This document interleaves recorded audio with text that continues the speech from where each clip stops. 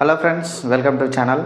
ఈరోజు మనకు RRB group D సంబంధించి మనకు రికవర్ డాక్యుమెంట్స్ అప్లికేషన్ కోసం ఏమేమి ఉండాలో ఈ వీడియోలో అయితే తెలుసుకుందాం. క్లియర్గా ఈ డాక్యుమెంట్స్ అయితే మీరు రెడీ చేసి పెట్టుకోండి.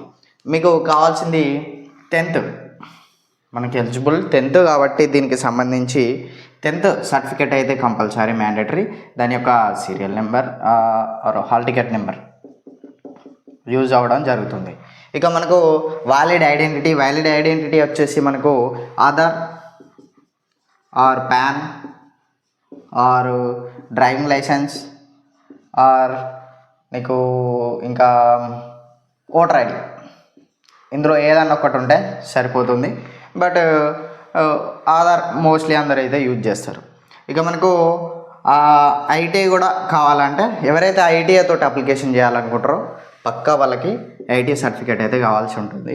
అప్రెంటిస్షిప్ చేసి ఉంటే మీరు ఓన్లీ ఇండియన్ రైల్వేస్లో మీరు అప్రెంటిస్ చేసి ఉంటే మీకు అప్రెంటిస్షిప్ సర్టిఫికేట్ కావాల్సి ఉంటుంది.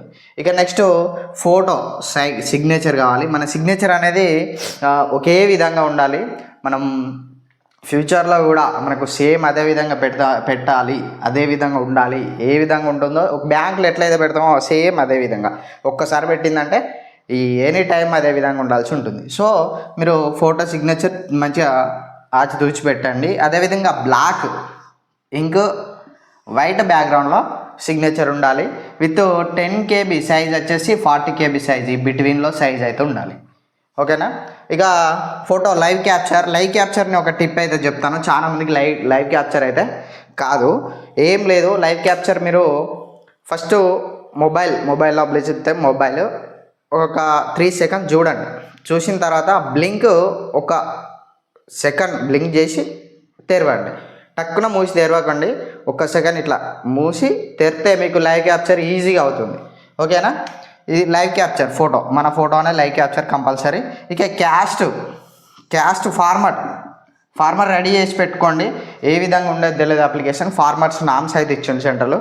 అదేవిధంగా మనకు ఈ ఫార్మర్తో పాటు మనకు original caste certificate, SCR, STR, OBCR, EWS, PW అంటే మనకి ఫిజికల్ హ్యాండిక్యాప్డ్ ఉంటే ఫిజికల్ హ్యాండిక్యాప్డ్ సర్టిఫికేట్ కావాలి.